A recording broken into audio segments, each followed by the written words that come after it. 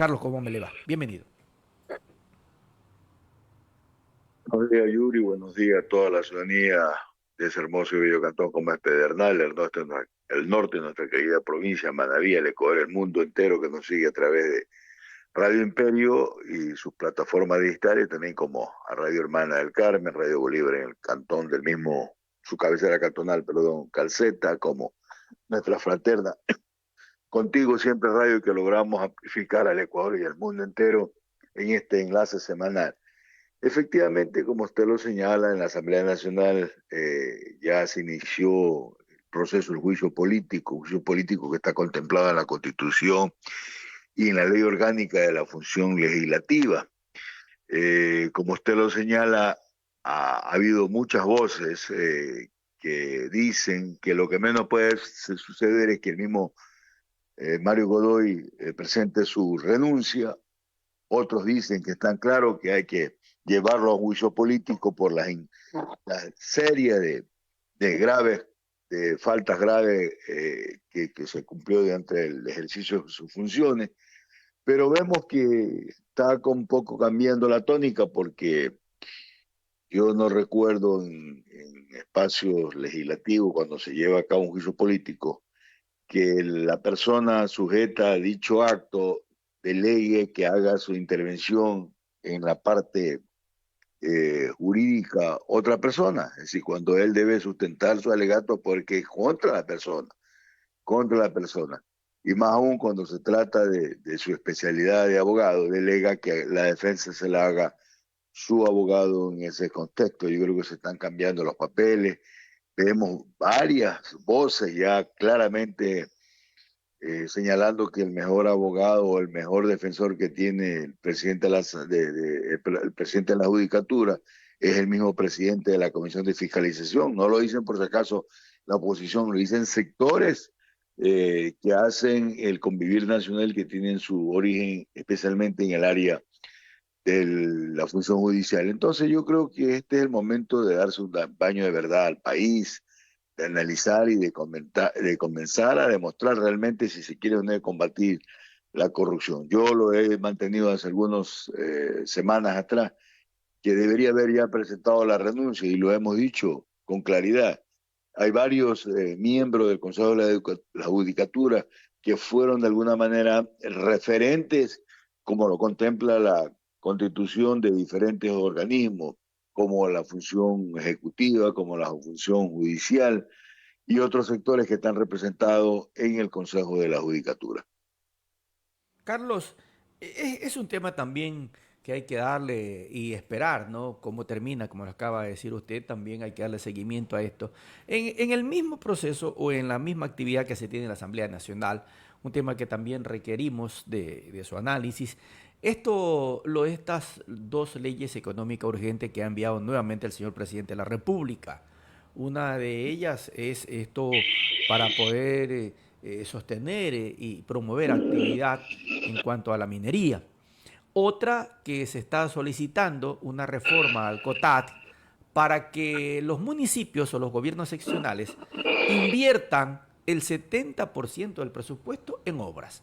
Y allí algunas cosas para el análisis, para ver qué es lo que se podría quedar. Ya existe en el COTAC esta normativa, ¿no? Y habría un poco que ver esta posibilidad de mediante qué o cómo se induce a cumplir, si pasa, claro está, este proyecto de ley.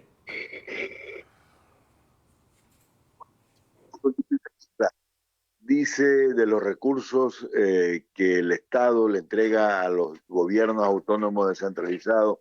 Esta es la forma de distribución. Habla de que un máximo de hasta el 30% debería utilizarse en gasto corriente. Hay muchos municipios, muchos gobiernos provinciales que han actuado y han dicho el 22, 23, 25% de ellos utilizan para gasto corriente y el resto va en inversión. Pero también es cierto que hay que denunciar, pero tampoco se puede satanizar. Por decir un ejemplo, ¿qué pasa con la promoción? Los municipios y los gobiernos provinciales tienen varias competencias. Por decir, los provinciales tienen el tema de la producción.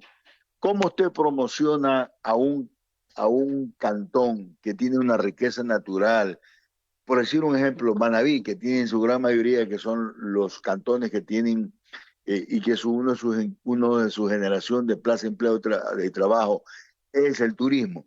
¿Cómo usted llega a promocionar el turismo de esa localidad que permite reactivar en 1 o 2 veces al año, ¿cierto? 15, 20, 30 días, sumado todos estos momentos, la promoción turística. Yo pregunto, un pequeño o mediano negocio no tiene la capacidad económica para promocionar un evento de atracción del turismo. Entonces tampoco hay que satanizar. Lo que estamos de acuerdo es que la norma debe ser al interior de su jugador principal, en el caso de los municipios, que son los concejales, que hacen a veces de cuerpo legislativo, normar esta parte que diga máximo el 1, el 2, el 5%, dependiendo la población y la capacidad económica de cada una de las jurisdicciones para promoción de actividades. Lo han hecho siempre. También estamos en contra cuando hay excesivo gasto, pero de alguna manera están los réditos económicos que se lo han demostrado.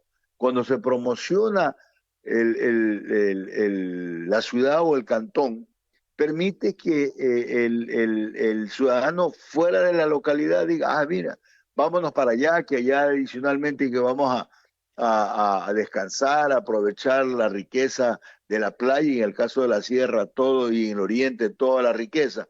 Va a haber también una buena promoción artística, cultural que nos permita.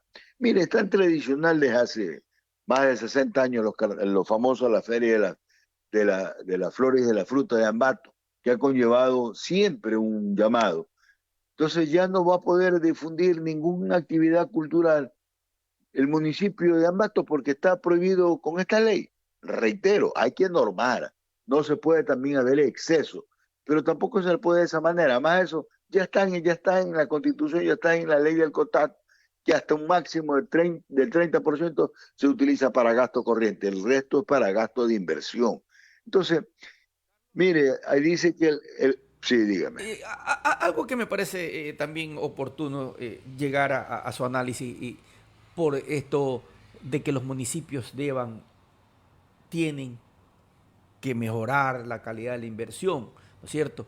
Pero también hay algo que no solamente es la promoción, que es muy importante lo que usted destaca ahora, sino también que se pueden quedar en el aire o se puede dejar a un lado también estas inversiones que se hacen para el sector social. Ejemplo, los convenios que se hacen para tener programas de asistencia en lo que tiene que ver a grupos vulnerables, a la niñez. Estos recursos que también los destina el municipio para convenios de obra social. Es decir, hay municipios que incluso tienen una inversión muy fuerte en esto lo de atención social a base de convenios e incluso por decisiones propias de la municipalidad. Es decir, la atención a grupos vulnerables, la atención a menores, también tendría que desaparecer. Y esto es un inconveniente grave porque el gobierno tampoco se hace cargo de aquello. Así es, yo iba a decir, normalmente en el núcleo que se fundamenta una sociedad, que es el núcleo familiar, voy a poner un ejemplo. ¿Qué pasa si cuando el padre da mal ejemplo, cómo puede él invocar a que se hagan las cosas bien? Si principalmente el gobierno nacional no hay obra. Le debe a algunos municipios y a algunos gobiernos provinciales y a gobiernos parroquiales 4, 5, 6 meses de atraso. ¿Dónde puede estar hablando de que hay que utilizar mejor el recurso económico? Y segundo, usted lo dice, hay que entender la política pública. Para ciertos sectores que lastimosamente es imposible, por decir, hacer una obra porque las condiciones geográficas no permiten. Y llega usted a convenios con instituciones, con otros niveles de gobierno. ¿Qué pasa cuando usted destina, vamos a construir un camino de tercer orden que no puede entrar la maquinaria, que tiene que hacerlo con la comunidad, ¿cierto? Por la utilización de ciertos tipos de construcción. firma un convenio entre el gobierno cantonal, el gobierno parroquial y con ciertos sectores de la comunidad que se dedican o que tienen la experticia para hacer esto. ¿Qué sucede? ¿Qué va a pasar con ese tema? O los convenios que se hacen normalmente con ciertas entidades sociales, con gremios de diferentes índoles, donde realmente hay que entender, por eso digo lo que significa la política pública, hay que entender la razón de la existencia de cada una de las comunidades. No se puede hacer a tabla rasa. Mire, hay muchos GAT, provinciales, cantonales y parroquiales, que gran parte aportan también al tema de los campamentos estos de vacacionales, donde hacen diferentes tipos de actividades deportivas, culturales. Eso no es obra pública. Entonces, ¿qué va a pasar con eso? Usted dice a los grupos vulnerables, con varios sectores, personas de la tercera edad, personas no videntes y un sinnúmero de sectores. ¿Qué va a pasar con ellos? A pesar que también dicen que el presupuesto, un porcentaje debería destinarse a estos grupos vulnerables, también lo señala. Entonces, yo digo, no se puede ser a tabla rasa del tema. Mire el tema del manejo de las aguas. No es lo mismo de una junta parroquial que tiene la administración de una agua para consumo humano, que en ciertos sectores de la serranía son grandes comunas que manejan el agua y que inclusive tienen mayor capacidad y mayor poder, perdónenme, político que un mismo gobierno parroquial, por la forma, por la idiosincrasia de ese sector. Entonces, cuando se desconoce más, yo no, y debo decirlo con absoluta claridad, me parece imprudente, lo menos que puedo decir, que estén tratando dos leyes económicas urgentes en una misma comisión, por lo que yo señalo. Y en el tema de la minería hay que tener mucho cuidado porque hay varios sectores. He escuchado voces alarmantes de hermanas provincias como El Oro, como Zamora, como la misma provincia de Loja, que va a tener serios problemas en este tema de la minería. Mire, yo le he dicho, me puedo equivocar.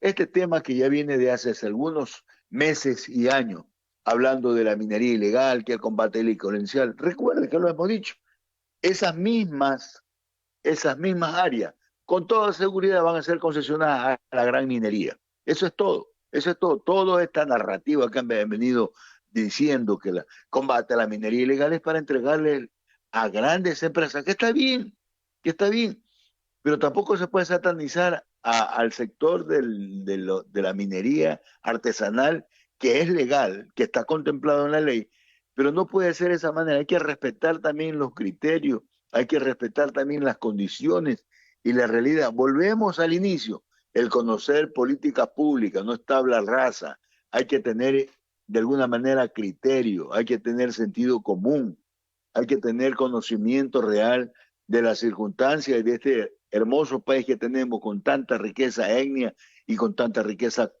cultural. Último tema, 7:53 minutos. ¿Qué le pareció? ¿Qué criterio le merece? ¿Qué puede decir usted de la conversación ayer? Vamos al plano internacional. Como siempre son temas interesantes los que tratamos con usted.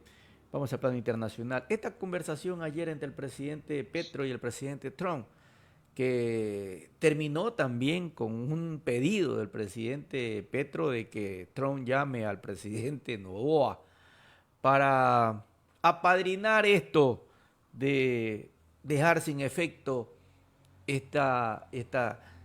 como él dice ya, esta imposición, ¿no? Del 30% de arancel con el cual está castigando la actividad comercial de ambos países. Muy tranquilos los vimos ayer paseando en las afueras de la Casa Blanca. ¿Qué criterio le merece? Mire, eso es lo que debe ser toda nación que tenga criterio, que tenga sentido de democracia, que es el nivel donde se pueda debatir. Podemos tener diferentes criterios, conceptos en la apreciación de muchas cosas, pero tenemos que, la supremacía es el ser humano sobre el capital. Somos representantes de un conglomerado, llámese esto parroquia, cantón, provincia y más aún de un país. Tenemos que pensar no como uno, tenemos que pensar en función del país. Y hoy día ese es el debate que debe llevarse con altura, con respeto. A ver, señores, sentémonos en una mesa a dialogar, a conversar. a mirar las cosas en bien de la comunidad. Tanto que hicieron alarde estos grupos o sectores que solamente ven su óptica, no ven más allá. Que así que ella mismo lo meten preso a Petro, que tal cosa, que fue a arrodillarse, nada de eso. Si el demostrar hidalguía no significa verse derrotado, significa, reitero, ver lo macro, lo mejor. Y creo que fue una muy importante reunión donde demostró, y usted lo dice, lo señala con mucha apreciación, donde hubo una conversación totalmente distintiva, una conversación normal. Se necesitan los dos, por más que Estados Unidos sea una supernación, necesita de Colombia. En Colombia ya hemos dicho que hay 7 bases militares norteamericanas.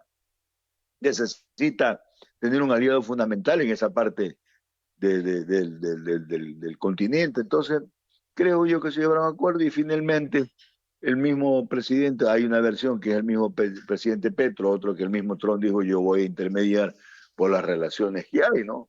Porque el mejor ejemplo de él, pues, hay mucha gente que dice jocosamente, el Donald Trump chiquito tenemos aquí querer hacer la misma política que hace Donald Trump, queriendo imponer medidas arancelarias que como usted ha visto, las dice y a la larga va cediendo y no llegan a imponerse. Que está bien que eso se haga, no hay que criticar eso. Hay que de alguna manera sentar las bases para llegar a una negociación, ojalá, porque el gran perdedor de estos temas se llama el ciudadano común. ¿Qué pasa? En la balanza comercial, nosotros le compramos muchísimo más a Colombia que Colombia nos compra a nosotros. Y necesitamos especialmente temas en materia de medicina, que Colombia sigue siendo un gran, y otros insumos más, materia prima, un montón de temas que a la larga tenemos que comprarla por necesidad a Colombia y que indudablemente eso va a tener un costo y costos para el ciudadano. A la inversa, mire, Manaví sobre todo, ojo, Manaví. Si se da eso, el gran perjudicado será los productos ecuatorianos al ingresar al hermano país Colombia. Y gran parte de esos productos, ¿Sí? como son los aceites y la grasa, como todo el tema del atún, implícitamente estamos involucrados en la provincia de Manabí, porque de aquí sale gran parte de ese porcentaje de esos productos que se van a Colombia. Y va a mermar en la capacidad de nuestra querida provincia. También tenemos que defender nosotros lo nuestro. Y por tanto esa es la posición que hacemos nosotros en beneficio del pueblo ecuatoriano. Puntos de vista, ¿no? Son puntos de vista. Por ejemplo, la prensa colombiana, que también la consumimos ahora con gran facilidad y vemos nosotros que hacemos seguimiento a estos espacios de noticias, también hay como una especie de presión al presidente Petro, porque ellos creen que la ¿Aló? medida, sí, ellos creen que la medida que ha utilizado el presidente Noboa en esto de poner un arancel del 30% a los productos que ingresan de Colombia, es producto de la falta de control de la frontera, de la seguridad que a criterio del presidente Noboa no lo está haciendo bien al presidente Petro. Y la prensa colombiana destaca esto también. Ellos dicen que debe haber una mayor capacidad de control por parte del gobierno de Colombia en la frontera con Ecuador. Es decir, y que eso está arrastrando también a que de alguna forma se revise este proceso que tiene el gobierno colombiano, dicho por los propios analistas que esta es una consecuencia de lo que Petro tampoco está haciendo bien, que es cuidar la frontera. Yo solamente me remito a datos. Si usted revisa los últimos, los últimos personas en la lista de los más buscados del Ecuador, quien ha participado y quien implícitamente los ha capturado es el gobierno de Colombia. Y hace pocos días capturaron a un ciudadano que residía en el Ecuador y que lo cogieron en Colombia. Entonces, yo creo que ahí hay un reflejo real del tema. Desde luego, hay que llegar a buscar un mejor control. Y ese mejor control significa ponerse de acuerdo. Yo digo, recordemos que hicieron tanto alarde más de una vez el gobierno nacional que se reunió con su par de Colombia en la mesa de conversaciones, visitaron ida y vuelta. Ahí era haber sentado las bases, pues. Veamos si realmente ahí se presentó este tema, exigiendo a Colombia mayor seguridad, eso ya les corresponde. Pero permanentemente hemos visto